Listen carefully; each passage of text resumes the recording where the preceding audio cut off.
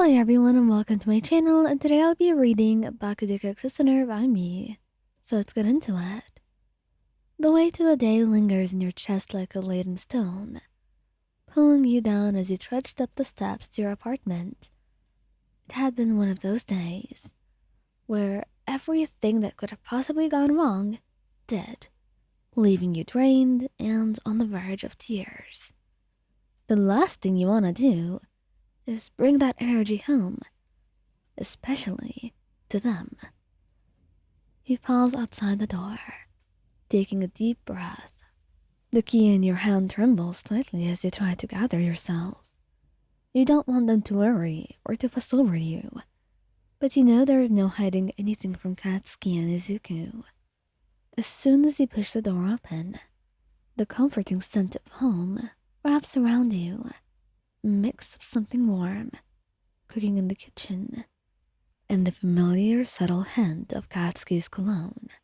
But more than that, there is the unmistakable presence of them. Two people who have become your anchors, your safe place. Hey, you're back. Izuku's voice is the first to greet you, cheerful as always, but with a softness that already tells you that he has sensed something's off. He's in the kitchen, apron tied around his waist, staring a pot on the stove. His freckled face lights up with a smile as he catches sight of you, but his eyes quickly narrow with concern. You okay? Before you can respond, Katsuki appears from the living room, his sharp eyes immediately zeroing in on you. He looked like shit, he states bluntly, but the worry in his voice betrays his harsh words. He strides over, his hand reaching out to cup your face, tilting your head, so he can get a better look at you. What happened? The touch of his hand is grounding, his skin warm against your cheek. You lean into it, feeling the tension in your body start to loosen, even if just a little bit. But today's events have worn you down too much to brush off their concern. So, you let out a shaky breath and shake your head. Just a rough day. You manage, your voice wavering slightly. It was one thing after another and I'm exhausted. Katsuki's frown deepens, and he opens his mouth, probably to demand more details, but Izuku cuts in before he can speak. Hey, why don't you sit down? Dinner's almost ready, and you need to relax. He suggests gently, his tone laced with that reassuring calmness that he always seems to carry with him. You nod, too tired to argue, and let Katsuki guide you to the couch. He's uncharacteristically gentle, his hand never leaving yours, as he sits beside you, pulling you close against his side.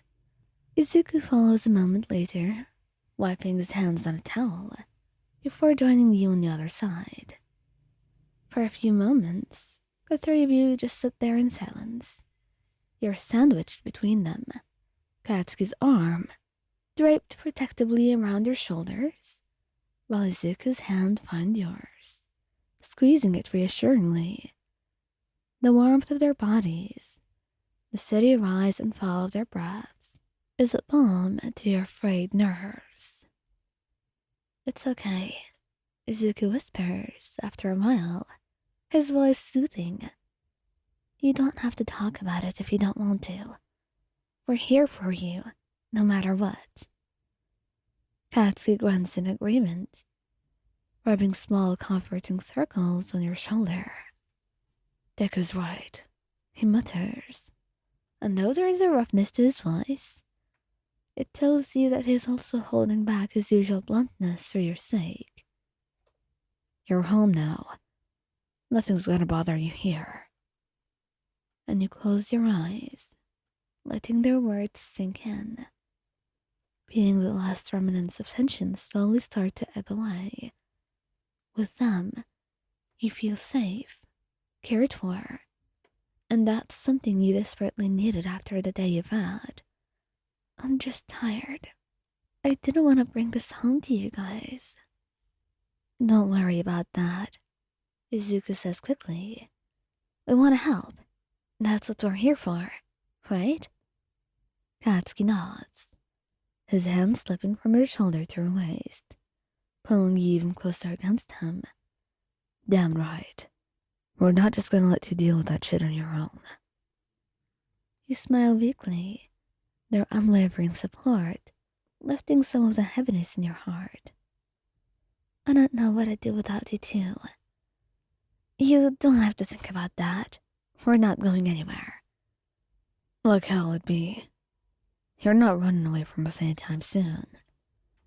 And for a while, the three of you stay like that, huddled together on the couch.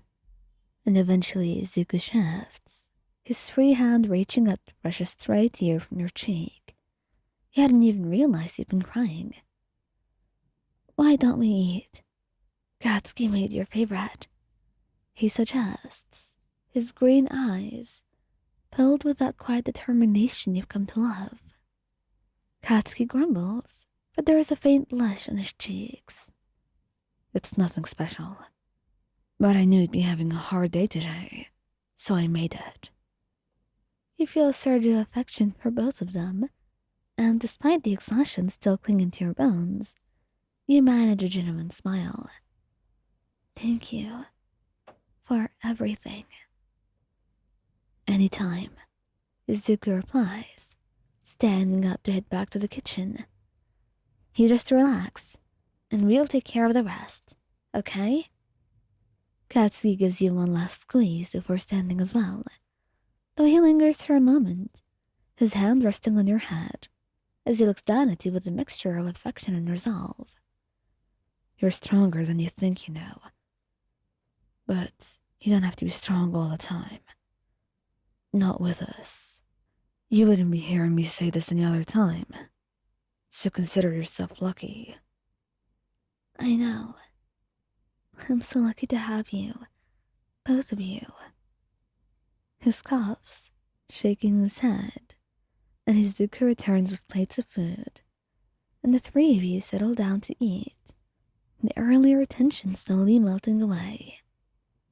And as the night wears on, the exhaustion starts to pull at you again, but this time it's a comfortable kind of tired. After dinner, you find yourself back on the couch, sandwiched between them once more, this time with a blanket draped over the three of you. Katsuki's arm is around your shoulders, while Izuku's head rests against yours. Get some rest, Katsuki murmurs, his voice low and soothing. He'll be right here when you wake up. There's an old movie playing in the background, just there to help you sleep, since you know it helps you sometimes. And you find yourself nodding, closing your eyes as you let their warm presence lull you to sleep. The weight of the day is a distant memory now, replaced by the overwhelming sense of love and safety that only they could bring.